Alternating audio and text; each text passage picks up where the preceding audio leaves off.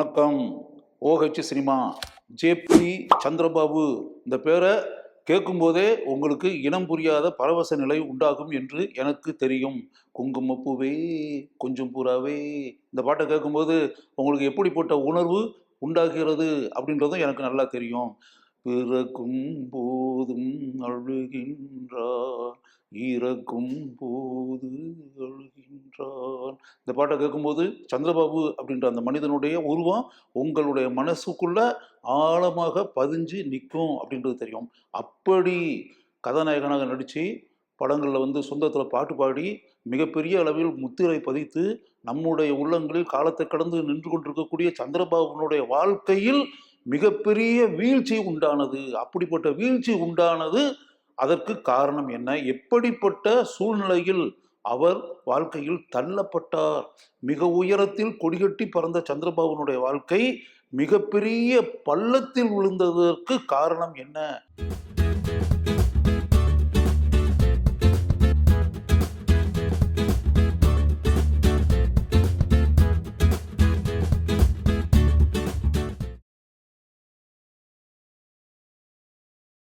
காரணம் என்ன அப்படின்னா சந்திரபாபு தான் காரணம். ஏன் அப்படிப்பட்ட வீழ்ச்சி அவருடைய வாழ்க்கையில் உண்டானது?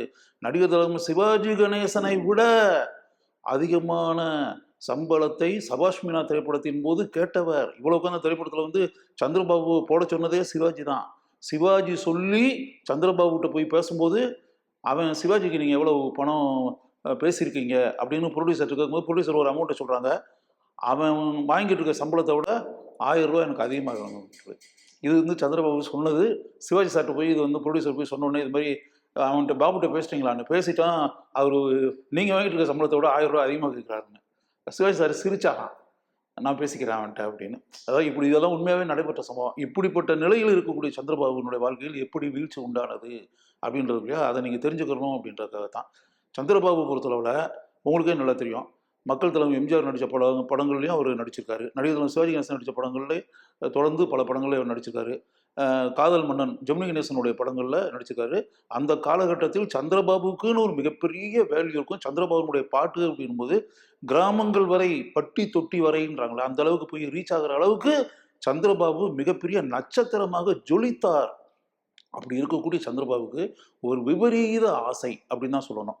என்ன அப்படின்னா, தான் படத்தை இயக்க வேண்டும் அப்படின்னு சொல்லி மனசுக்குள்ள நினைச்சாரு. இயக்க வேண்டும் நினைச்சது கூட பரவாயில்ல, மக்கள் திலகம் எம்ஜிஆரை கதாநாயகனாக வைத்து படத்தை டைரக்ட் பண்ணணும் அப்படின்ற மாதிரி நினைச்சாரு. இப்போ சிவாஜி சார்ட்ட அவர் கால்ஷீட் கேட்டிருந்தாருன்னா சிவாஜி உடனே கால்ஷீட் கொடுப்பாரு சந்திரபாபுக்கு. ஏன்னா சந்திரபாபு பொறுத்தளவுல சிவாஜி சார் சந்திரபாபுவை வாடா போடான்னு கூப்பிடுவாரு. சிவாஜி கணேசனையே சந்திரபாபு வாடா போடான்னு கூப்பிடுவாரு. அப்படி யோசிச்சு பாருங்க, சிவாஜியை வாடா போடான்னு சொல்லி கூப்பிடுற அளவுக்கு ஒரு நெருங்கிய நட்பு இருக்கு அப்படின்னா எவ்வளவு பெரிய விஷயம். அந்த அளவுக்கு அவங்க ரெண்டு பேருமே நெருங்கிய நண்பர்கள்.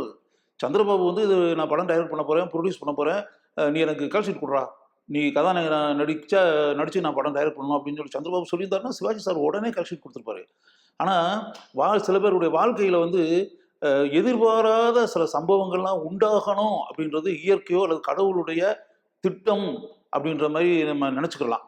இவர் என்ன நினைச்சாருன்னா, எம்ஜிஆரை கதாநாயகனை வச்சு ஒரு படத்தை டைரக்ட் பண்ணணும் அப்படின்ற மாதிரி நினைச்சாரு. எம்ஜிஆர்கிட்ட சந்திரபாபு போய் பேசினார். இதை மாதிரி நான் படம் ப்ரொடியூஸ் பண்ண போகிறேன், டைரக்ட் பண்ண போகிறேன், நீங்கள் அதில் கதாநாயகனாக நடிக்கணும் அப்படின்ற. சந்திரபாபு ஒரு கூட நடிச்சுட்டு இருக்கக்கூடிய ஒரு நடிகர், பிஸியாக இருக்கக்கூடிய நடிகர், அவர் படம் டைரக்ட் பண்ணி அப்படின்னு எம்ஜிஆர் உடனே கால்ஷீட்லாம் இல்லை, நான் பண்ண முடியாதுன்னு எப்படி சொல்ல முடியும்? ப்ராக்டிக்கலாக பார்க்கும்போது அது முடியாது. சரின்னு சொல்லி சம்மதிக்கத்தான் செய்யணும். எம்ஜிஆர் சரின்னு சொல்லி சம்மதிச்சிட்டார். சந்திரபாபு உடனே தன்னுடைய நண்பர்கள் ஒரு 2 பேரை சேர்த்து பணம் போடுறதுக்காக, ஃபைனான்ஸ் பண்ணுறதுக்காக அவங்கள பணத்தை இன்வெஸ்ட் பண்ண வச்சு எம்ஜிஆர் கதாநாயகனாக போட்டு சாவித்திரியை கதாநாயகியை வச்சு ஒரு படத்தை பண்ணலாம் அப்படின்னு சொல்லிட்டு எம்ஜிஆர் போய் ஒரு கதையை கேட்டு எம்ஜிஆரும் ஓகே அப்படின்ட்டாரு. சந்திரபாபு அதுக்கு மாடி வீட்டு ஏழை அப்படின்னு சொல்லி அந்த படத்துக்கு பேர் வச்சு எம்ஜிஆரை வர வச்சு மிகப்பெரிய அளவில் பூஜை தொடக்க விழா அப்படி வச்சுங்களேன். சந்திரபாபு தான் டைரக்டர், சந்திரபாபு தான் ப்ரொடியூசர். அந்த நண்பர்களோடு இணைஞ்சு சந்திரபாபு அந்த படத்தை ப்ரொடியூஸ் பண்ணுறாரு. எம்ஜிஆர் சாவித்திரி 2 பேரும் சம்மந்தப்பட்ட காட்சிகளை படமாக்கணும் அப்படின்ற மாதிரி மனசுக்குள்ளே பிளான் போட்டு எம்ஜிஆரும் கால்ஷீட்டும் கொடுத்துட்டார். படத்தினுடைய படப்பிடிப்பும் ஸ்டார்ட் ஆயிருச்சு. இதில் என்னன்னா, எம்ஜிஆர் புகழ்பெற்ற மிகப்பெரிய நட்சத்திரமாக இருந்தால் கூட சந்திரபாபுவை பார்க்கும்போது பாபு சார் அப்படின்னு தான் அவர் கூப்பிட்டாரு. சிவாஜி சந்திரபாபுவை வாடா போடான்னு கூப்பிட்டாரு. பாபு இங்கே வாடா அப்படின்னு. எம்ஜிஆர் வந்து பாபு சார் அப்படின்னு தான் சந்திரபாபு கூப்பிடுவாரு. சந்திரபாபு எம்ஜிஆர் எப்படி கூப்பிடுவாருன்ற ஒன்று இருக்குல்ல, மிஸ்டர் எம்ஜிஆர் அவனை மிஸ்டர் எம்ஜிஆர் அப்படின்னு சொல்லி பேரை சொல்லி தான் சந்திரபாபு கூப்பிடுவாரு. யோசிச்சு பாருங்க, எம்ஜிஆரை வந்து பேர் சொல்லி கூப்பிட்டு அப்படின்னு நீங்க எங்கேயாவது கேள்விப்பட்டிருப்பீங்களா? சிவாஜி கூப்பிடுவாரா எம்ஜிஆரை? என்ன எம்ஜிஆர் அப்படின்னா கூப்பிட்டாரு? அண்ணன் தானே கூப்பிட்டாரு. அப்படித்தான் அந்த காலத்தில் இருந்தது. ஆனால் சந்திரபாபு எம்ஜிஆர் வந்து மிஸ்டர் எம்ஜிஆர் அப்படின்னு கூப்பிடுவாரு. இது உண்மையாகவே நடைபெற்ற சம்பவம் அப்படி வச்சுக்கோங்க. படம் ஷூட்டிங் ஸ்டார்ட் ஆச்சு. ஃபர்ஸ்ட் டே அந்த பூஜை கீஜை அந்த சமாச்சாரங்கள்லாம் முடிஞ்சு அதுக்கு பிறகு ஸ்ட்ரைட்டாக வந்து பூஜை வித் ஷூட்டிங் ஸ்டார்ட் ஆயிருச்சு. ஃபர்ஸ்ட் டே நடந்துருச்சு. மறுநாள் மத்தியானம் வரை ஷூட்டிங் நடந்துச்சு. மத்தியானத்துக்கு பிறகு ஷூட்டிங் நடக்கணும், லஞ்சுக்கு பிறகு அப்படி வச்சுக்கோங்களேன். லஞ்சுக்கு பிறகு இப்போ 1 to 2 அப்படின்ற மாதிரி வச்சுக்கோங்க. சாப்பாடு போய்டும் சமாச்சாரம் முடிஞ்சு 2:30 மணி அதுக்கு மேலே ஆச்சுன்னா எம்ஜிஆர் வரல ஷூட்டிங் ஸ்பாட்டுக்கு. என்ன அப்படின்னு பார்த்தா விசாரிச்சு பார்க்கும்போது எம்ஜிஆர் வந்து ஏதோ வயிற்று வலி அப்படி இப்படின்ற மாதிரி ஏதோ காரணத்தினால போயிட்டாருன்ட்டாங்களாம். சந்திரபாபு கிட்ட அவர் ஒரு வார்த்தை கூட சொல்லவே இல்லை. அவர் போயிட்டாரு, அவர் அப்போவே போயிட்டாரு, சின்னவர் போயிட்டாரு அப்படின்ற மாதிரி ஒரு தகவல். என்னன்னா இல்லை அவருக்கு ஏதோ வயிற்று வலியா ஏதோ பிரச்சனையா அப்படி இப்படின்ற மாதிரி சொல்லிட்டு போயிட்டாருன்ற மாதிரி. அந்த 1.5 நாள் தான் ஷூட்டிங்காக நடந்துச்சுங்க. மாடி வீட்டு ஏழை படத்தினுடைய ஷூட்டிங்கு. எம்ஜிஆர் கதாநாயகன், சந்திரபாபு டைரக்ட் பண்ண படம். அதுக்கு பிறகு எம்ஜிஆர் வரவே இல்லை. ஒரு நாள் கூட வரல. அவர் ஏன் போனார், என்ன காரணம், அதுக்கு பிறகு அவர் ஏன் கால்ஷீட் கொடுக்கல, அந்த படம் அதுக்கு பிறகு ஏன் வளரலை, 1.5 நாளோட அந்த படம் நின்று போச்சு, கண்டினியூவே ஆகலை. நீங்கள் நல்லா யோசிச்சு பாருங்க, மிகப்பெரிய நட்சத்திரத்தை வச்சு படம் பண்ணுறது அப்படின்ற மாதிரி இருந்துச்சுன்னா ஃபைனான்ஸ்லாம் வாங்கியிருப்பாங்க. சந்திரபாபு வெளியே இருந்தால் படத்தை வாங்கி போட்டு காசு வாங்கியிருப்பாரு. பணத்தெல்லாம் வாங்கி போட்டு இந்த படத்தை ஆரம்பிச்சிருப்பாங்க. படம் அப்படியே நின்று போச்சு. அதுக்கு பிறகு எம்ஜிஆருடைய கால்ஷீட்டுக்காக வந்து அலைஞ்சு கிழஞ்சி இந்த சமாச்சாரங்கள்லாம் நடந்திருக்கு அந்த காலத்தில். அது சரியாக ஒர்க் அவுட் ஆகாமல் போய் ஒரு நாள் நேராக ஸ்ட்ரைட்டாக வந்து அப்போ எம்ஜிஆருடைய இந்த கால்ஷீட் இந்த மாதிரி சமாச்சாரங்கள்லாம் எம்ஜிஆருடைய அண்ணன் எம்ஜி சக்கரபாணி அவர் பார்த்துக்கிட்டு இருந்தார். அப்போ நேரடியாக சக்கரபாணியை போய் நேரடியாக மீட் பண்ணுறாரு. எம்ஜி சக்கரபாணியை சந்திரபாபு மீட் பண்ணி இது மாதிரி படம் 1.5 நாள் தான் நடந்துச்சு, அது பிறகு எம்ஜிஆர் டேட்டை கொடுக்கல அப்படி நின்று போச்சு. அதனால் நீங்கள் வந்து எப்போ வந்து டேட் கொடுத்து எப்போ படத்தை பண்ணுறது, எப்போ கால்ஷீட் அப்படின்ற மாதிரி இருந்தால் தான் எல்லா ஆர்டிஸ்ட்டும் டேட் கிட்ட வாங்கி இந்த படத்தை கண்டினியூ பண்ண முடியுன்ற மாதிரி சந்திரபாபு ஏதோ பேசியிருக்காரு. அதில் வந்து எம்ஜி சக்கரபாணி அப்போ சொன்ன வார்த்தை என்னென்னா, நீங்கள் கேட்குற நேரத்திலலாம் டேட் தர முடியாது. ப்ரொடியூசராக இருக்கட்டும், எந்த ப்ரொடியூசர் யார் படம் பண்ணாலும் எங்களுக்கு எப்போ பிரியமோ, என் தம்பிக்கு எப்போ பிரியமோ அப்போ தான் நாங்கள் டேட் தருவோம். நாங்கள் எப்போ டேட் தருவோமோ அப்போ நீங்கள் ஷூட்டிங் வச்சுக்கோங்க. நீங்கள் வந்து இப்போ தான் வேணும், அப்போ தான் வேணும் அப்படின்லாம் நீங்கள் கேட்கக்கூடாது. வந்து நாங்கள் எப்போ தர்றோமோ அப்போ நீங்கள் பண்ணலாம். நாங்கள் எப்போ தரோன்றது இன்னைக்கு எப்போ தருவோம், அப்படி எப்போவோ தருவோம். நாங்கள் எப்போ தருவோமோ அப்போ பயன்படுத்திக்கங்க, அவ்வளோதான். அப்போ தான் நீங்கள் பண்ண முடியும். நீங்கள் வந்து எங்கள்கிட்ட கேட்டு ஃபிக்ஸ் பண்ணிட்டு வந்து இந்த தேதியில் வேணும், இந்த மாதத்தில் வேணும்லாம் கேட்கக்கூடாது. என் தம்பி வச்சு படம் எடுக்கிறதுன்றது வந்து நோட்டு அச்சடிக்கிறது மாதிரி, அதாவது நோட்டுனா ருபீஸ் கரன்சி அச்சடிக்கிறது மாதிரி. எம்ஜிஆர் வச்சு படம் பண்ணுறதுனா சும்மா சாதாரண விஷயம் கிடையாது. அது நோட்டு அச்சடிக்கிறது மாதிரி அப்படிப்பட்ட விஷயம். அது ஒரு சாதாரண எளிய விஷயம் கிடையாது. அதை புரிஞ்சுக்குங்க அப்படின்ற மாதிரி எம்ஜி சக்கரபாணி சொல்லிட்டார். சொன்ன உடனே சந்திரபாபு கடுப்பாயிட்டார். கடுப்பாகி சந்திரபாபு என்ன சொல்லிட்டாருன்னா, அதாவது நீங்கள் எப்போ கால்ஷீட் கொடுக்குறீங்களோ அப்போ தான் ஒரு ப்ரொடியூசர் படத்தை பண்ணணும், ப்ரொடியூசர் வந்து தேதி கேட்கக்கூடாது அப்படின்னா, அப்போ ப்ரொடியூசர் வந்து காசு போட ப்ரொடியூசர் வந்து என்ன சும்பக் அப்படி வச்சுங்க, அதுக்கு பின்னாடி டேஷ் டேஷ் டேஷ் டேஷ் இந்த வார்த்தையை எம்ஜி சக்கரபாணியை பார்த்து சந்திரபாபு யூஸ் பண்ணிட்டார். கெட்ட வார்த்தை யூஸ் பண்ணிட்டு அங்கிருந்த ஒரு சேரை தூக்கி இவரை அடிக்கிறதுக்காக ஓங்கிட்டார். சேரை தூக்கிட்டார், தன் தலைக்கு மேலே சந்திரபாபு தூக்கிட்டார். எம்ஜி சக்கரபாணியை வந்து அப்படியே ஒரு சேரை வீசிந்தாலும் மூஞ்சில் விட்டறிஞ்சிருவாங்க. இப்படிப்பட்ட ஒரு சம்பவம் நடந்துருச்சுன்னா எம்ஜிஆர் வருவாரா, எம்ஜிஆர் நடிப்பாரா? எம்ஜிஆருடைய அண்ணன் மேலே சேரை தூக்கி எரிகிற லெவலுக்கு சந்திரபாபு ஆகி அவங்க அண்ணனை கெட்ட வார்த்தையால் திட்டி அப்படின்ற மாதிரி ஒரு சம்பவம் நடந்துச்சுன்னா இந்த எம்ஜி சக்கரபாணி போய் சொல்லியிருப்பார்ல எம்ஜிஆர்ட்ட. அதுக்கு பிறகு எம்ஜிஆர் அந்த 1.5 நாளைக்கு பிறகு வரலன்றது அது அடுத்த மேட்ரு. அதுக்கு அடுத்த மேட்ரு நெக்ஸ்ட் ஸ்டெப்பு, எம்ஜிஆர் எப்படி வருவார், எப்படி நடிப்பார். அந்த படம் அதுக்கு பிறகு நடக்கவே இல்லை. அதுக்கு பிறகு என்ன ஆச்சுன்னா, சந்திரபாபு அந்த காலத்தில் வந்து ஒரு பெரிய பங்களா கட்டிக்கிட்டு இருந்திருக்காரு. அந்த பங்களா கட்டி இனாகரேஷன், அந்த கிரக பிரவேசம்ன்றதுல ஒன்று தான் நடக்கலை.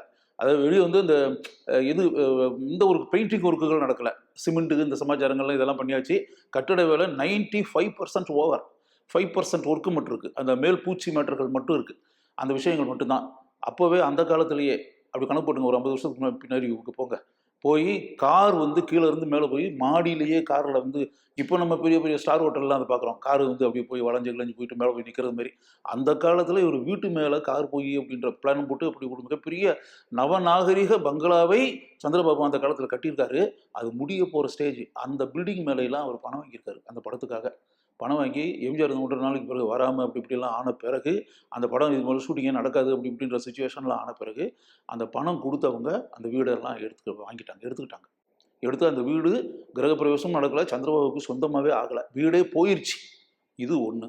அதுக்கு பிறகு கடன்லாம் நிறைய ஆகி போய், அதுக்கு பிறகு அவருடைய சிஸ்டர் தங்கச்சி ஒன்று கல்யாணம் பண்ணி ஏற்கனவே இருக்காங்க.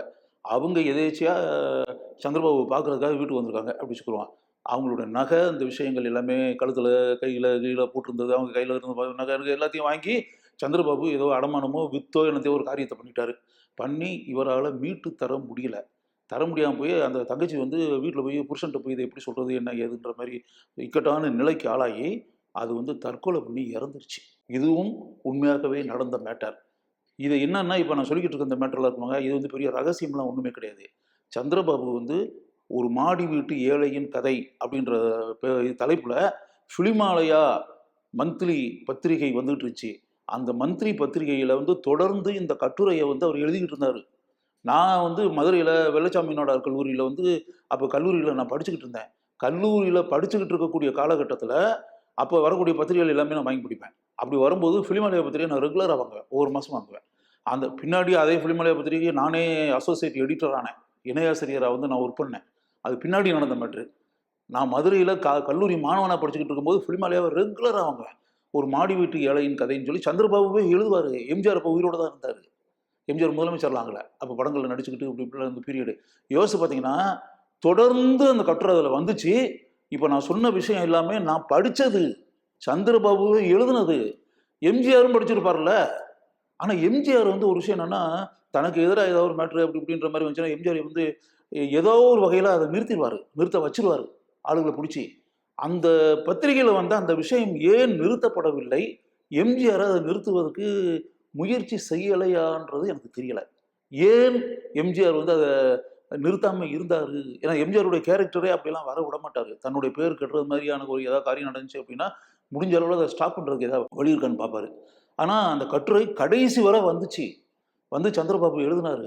சந்திரபாபு எழுதி இப்படியெல்லாம் இந்த சம்பவங்கள்லாம் நடந்துச்சு அப்படி இப்படின்ற அந்த விஷயத்தெல்லாம் சொல்லி, அதுக்கு பிறகு இப்போ நான் சொன்னதுலேருந்து புரிஞ்சுங்க அவர் சந்திரபாபுனுடைய நிலைமை எப்படி ஆயிருக்கும் அப்படின்றது தெரியலையா.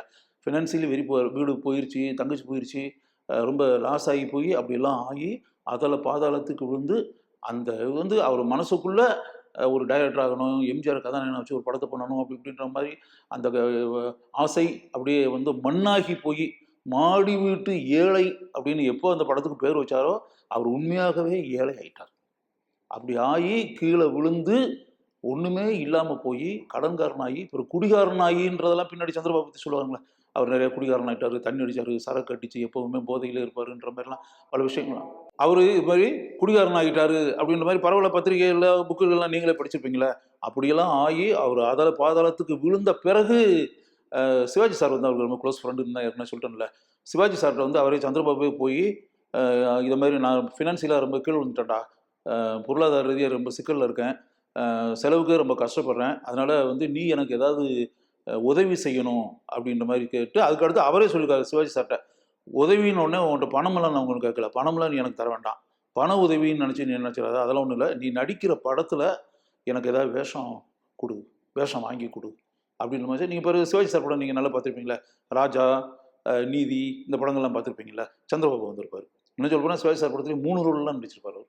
அப்படி பாட்டு இதெல்லாம் கொடுத்து அப்படிலாம் வந்து சிவாஜி சார் படத்தில் கே பாலாஜி ப்ரொடியூஸ் பண்ண அந்த படங்கள்லாம் சந்திரபாபு நடித்து அப்படிப்பட்ட வாய்ப்பை சிவாஜி தன் நண்பனான சந்திரபாபுக்கு சிவாஜி வாங்கி கொடுத்தார்.